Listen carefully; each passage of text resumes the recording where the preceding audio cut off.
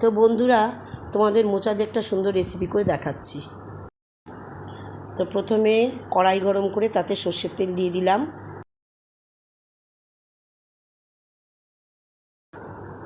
একটা মশলা দিব, সেটা খুঁজছি। মশলাটা দেওয়া দরকার, ওটা না হলে হবে না।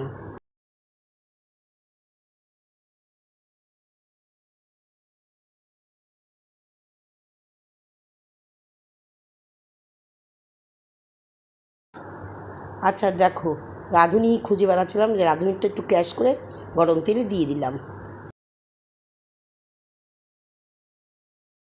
তেলের মধ্যে ফোড়নটা একটু ভালো করে নাড়িয়ে চাড়িয়ে নেই। এই যে নাড়িয়ে চাড়িয়ে নিলাম। বাটা মটরের ডালটা এই দেখো তেলের মধ্যে দিয়ে দিচ্ছি। হ্যাঁ, একটু ভালো করে তেলের মধ্যে দিয়ে নাড়াচাড়া দিয়ে একটু সুন্দর করে ভাজা ভাজা করে নিতে হবে।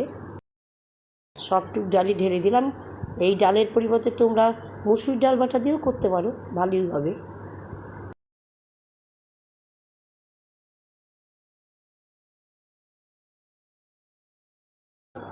সুন্দরভাবে একদম দেখো, খুব সুন্দর করে কষিয়ে নিচ্ছি। দেখো, সেদ্ধ করে মোচাটাকে রেডি করে রেখেছিলাম, সেটা দিয়ে দিলাম সবটুক। আর দিলাম কোরানো নারকেল। এই নারকেল কোড়া আর মোচাটা সম্পূর্ণ এই ডালের মধ্যে ছেড়ে দিলাম। দিয়ে এবার দেখো একটু ভালো করে নাড়াচাড়া করতে হবে। আঁচটা অবশ্য একদম মিডিয়াম, লো টু মিডিয়ামে রাখবে, রেখে যাতে তলাটা না লাগে সেইভাবে করে নাড়াচাড়া করতেই হবে।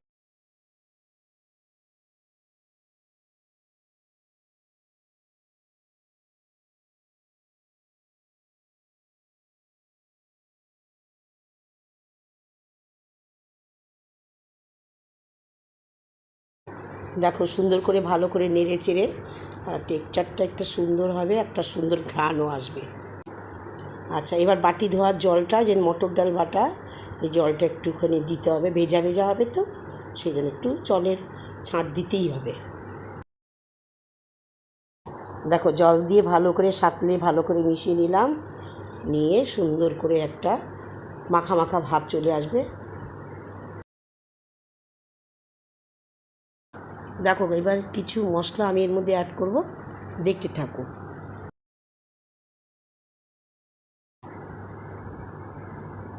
মশলা বলতে একদম এই দেখো, সামান্য একটু নুন দিলাম। এই যে সকলের টেস্ট অনুযায়ী নুন দেবে।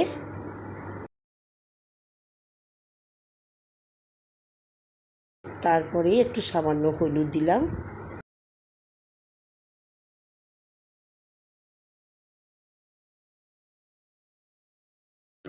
একটা জিনিস এখনও বাকি রয়েছে, একটু দেখো লঙ্কাগুলো চিড়ে চিড়ে একটু সুন্দর করে দিচ্ছি, একটু হালকা ঝাল ঝাল স্বাদ হবে।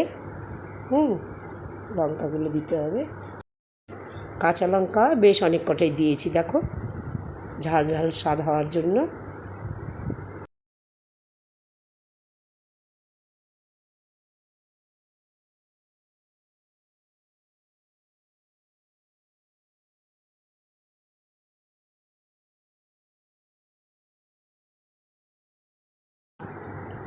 রান্নাটা বেশ কিছুক্ষণ ধরে নাড়াচাড়া করে, অনেকক্ষণ ধরে রান্নাটাকে সাঁতলে রান্নাটাকে এনে শেষের পথে।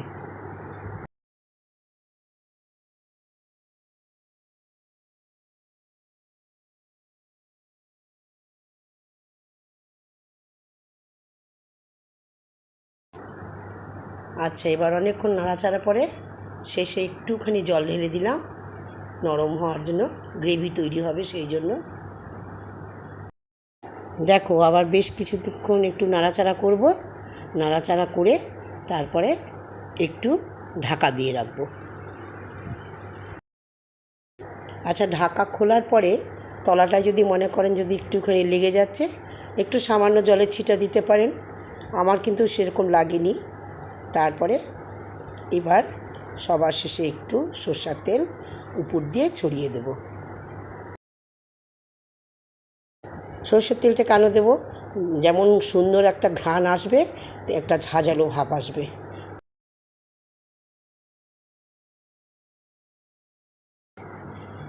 ব্যাস, নাড়িয়ে চাড়িয়ে নিলাম সরষের তেলটাকে সারা জায়গায়। ব্যাস,